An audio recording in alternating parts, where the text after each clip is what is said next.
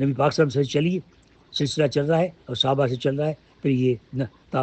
تابعین تابعین سے، اور پھر تمام لوگوں جو صالحین متقین تک چلا آ رہا ہے۔ تو بس یہی کہ غفلت سے اللہ کا شکر ادا کرنا اور نعمتوں کا شکر ادا کرنا، اور جو ہے اس کی نصیحتوں کی پیروی کرنا، اس کی وصیتوں حکم کو یاد رکھنا، یہ تمام چیزیں اس میں آ گئی۔ ربی جعلنی مقیم الصلاۃ من ذریتی، ربنا تقبل دعا، ابراہیم، رکوع نمبر 6 سورہ ابراہیم۔ ربی جعلنی مقیم الصلاۃ، نماز کو وقت اللہ کے ہاں جو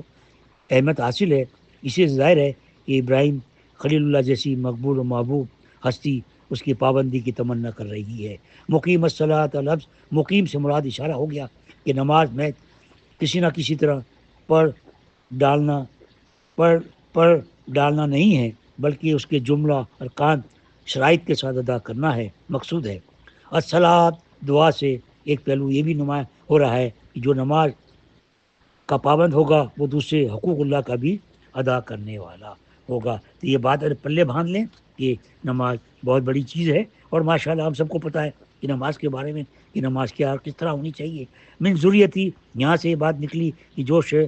اپنے حق میں ضروری ہے اس کی دعا تمنا اپنی اولاد کے حق میں بھی کرنا عین سنت انبیاء، جیسا کہ ابراہیم علیہ السلام مانگ رہے ہیں۔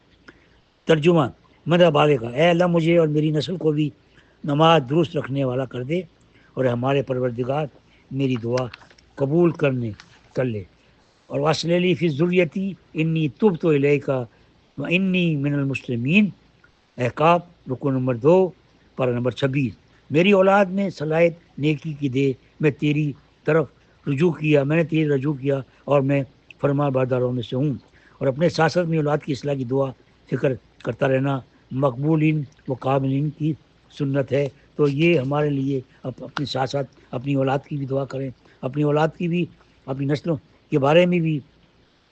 اور یہ کہ نماز درست رکھنے والا کر دے، یعنی یہاں پر نمازوں کی بھی اصلاح کے نبی پاک جو ابراہیم علیہ السلام جو ہے اس دعا میں کہہ رہے ہیں کہ درست رکھنے والا کر دے، یعنی خالی نمازیں جو ہے ظاہری طور پر جو ہم آج کل جو سلسلہ بنا ہوا ہے کہ جو اثر نہیں کرتی، نہیں بلکہ درست کر دے نمازوں کو عین شرائط کے ساتھ اور اس کے تمام آداب کے ساتھ اور تمام دیوی ہدایتوں کے مطابق اور فکر کے ساتھ اس کو انجام دینے والے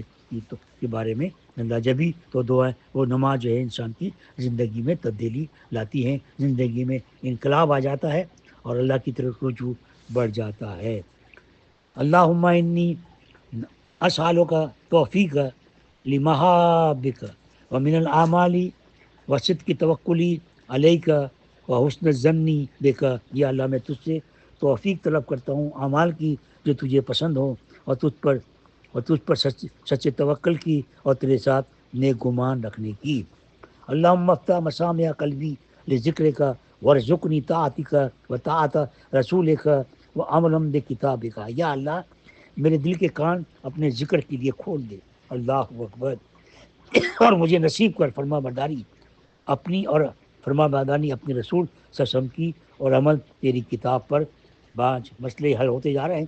بس خالی اٹھیے، قدم بڑھائیے، محنت کیجیے۔ اللہ تعالیٰ تمام جو آپ کو جو ہے ہدایت، اللہ اکبر، شکر کرنا چاہیے کہ ہم سب مسلمان ہیں، اللہ نے ہمیں کلمہ نصیب فرمایا اور مسلمانوں میں داخل فرمایا۔ قدم قدم پر ہماری رحمت کے یہ سامان ہمیں میسر ہیں، اور ہم اسے تفادہ نہیں کریں گے اور اس کو نہیں اپنی زندگی میں لائیں گے تو اپنا نقصان خود کر رہے ہیں، کرتے رہیں گے، کیا ہے۔ اللہ معاف فرمائے، تب اس پہ ہماری جو ہے یہ چیز ختم ہو اور ہم جو ہے آگے بڑھنے والوں میں اپنی منزل مقصود کی طرف جانے سے پہلے وقت سے پہلے جانے سے پہلے تیاری ہم سے ہو جائے۔ اللہم جلنی اخشا کا کانی ہرا کا بدن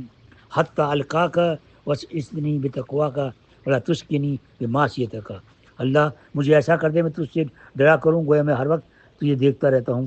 یہاں تک کہ تجھ سے عامل ہوں، اور مجھے تقوی سے سعادت دے اور مجھے شقی نہ بنا اپنی معصیت سے۔ مطلب ظاہر ہے کہ جب بندے کو ہر وقت اس کا استدار رہے گا، اس کی ہر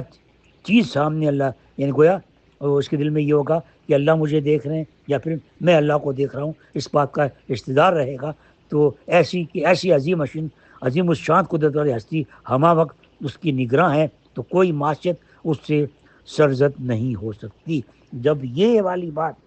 دل میں رہے گی کہ اللہ مجھے دیکھ رہے ہیں، تمام کام میں، تمام عبادت میں، جو کچھ بھی زندگی میں کر رہا ہے، اگر اس کے دل میں یہ بات ہے اللہ مجھے دیکھ رہا ہے، تو انشاءاللہ ہما وقت یہ عادت رہے گی تو کوئی معصیت اس سے سرزد نہیں ہو سکتی۔ ساری معصیتوں کا چشمہ اسی حقیقت اعظم کی طرف سے ظہور اور غفلت ہی تو ہے، اور ساری چیز جو معصیتیں، گناہ اور تمام مصیبتیں، آفتیں، غم، فکر اور بے چینی اور بے اعتقادی، تمام چیزوں کا جو ہے اس بات سے غفلت ہے، ہماری بڑی غفلت ہے۔ سعادت یا خوشی نصیبہ کا راز تقوی میں ہے،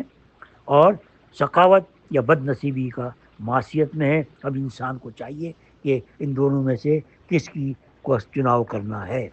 بسم اللہ۔ اللہم ارزقنی عینینا، یہ ہو چکا، ہاں یہ ہو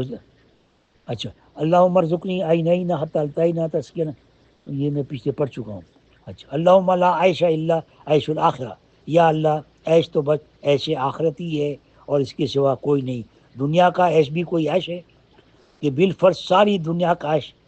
عیش اکٹھا ہو کر بھی کسی کو مل جائے تو وہ بھی وہ چیز نہیں ہے جو آخرت کا عیش ہے۔ اللہم آہنی مسکنوں و امیتنی مسکنوں واحشرنی فی زمرۃ المساکین، یا اللہ مجھے خاکسار بنا کر زندہ رکھ، اور خاکسار ہی کی حالت میں موت لا،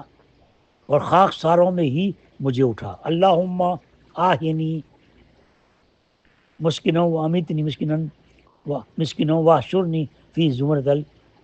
المساکین۔ خوب خیال کر کے دیکھ لیا جائے رسول انام سیدنا محمد صلی اللہ علیہ وسلم کو تمنا کس گروہ میں شامل رہنے کی ہے؟ ملوک، بادشاہوں، سلطنت، عمرہ، راغنیاں، زمینداروں، ساہوکاروں کے کسی طبقے میں نہیں، مسکین رہنے اور مسکین رہنوں کے گروہ میں شامل رہنے کی ہے۔ صحیح سوشلزم کے معنی یہ ہیں، نہ کہ دوسرے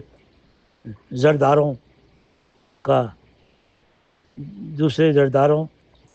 چھن چھنا کر اپنے کو مل جائے، کہ دوسرے زرداروں کا چھن چھنا کر اپنے آپ کو مل جائے، دوسرے نادار ہو جائیں اور ہم خود زردار بن جائیں۔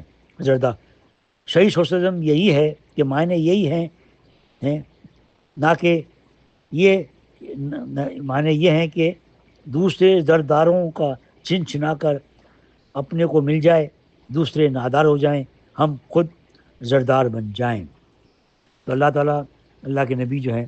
یہ کیفیت بتا رہے ہیں کہ اللہ جو ہے مجھے خاک ساری میں میری زندگی ہو، اور مجھے موت آئے تو خاک ساروں میں آئے، اور مجھے اٹھائیں تو خاک ساروں میں اٹھائیں۔ تو اللہ تعالیٰ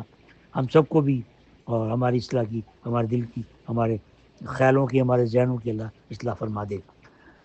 آگے دعا ہے، اللہم اجعلنی من الذین اذا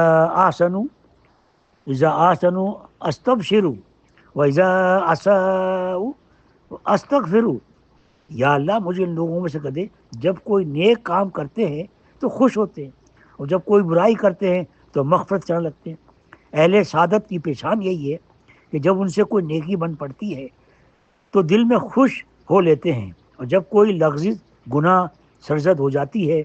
تو اس پر ملول اور نادم ہو کر اس کی تلافی کی فکر میں لگ جاتے ہیں۔ باخلاف اہل شقاوت یعنی سخت دل والے، کہ انہیں عین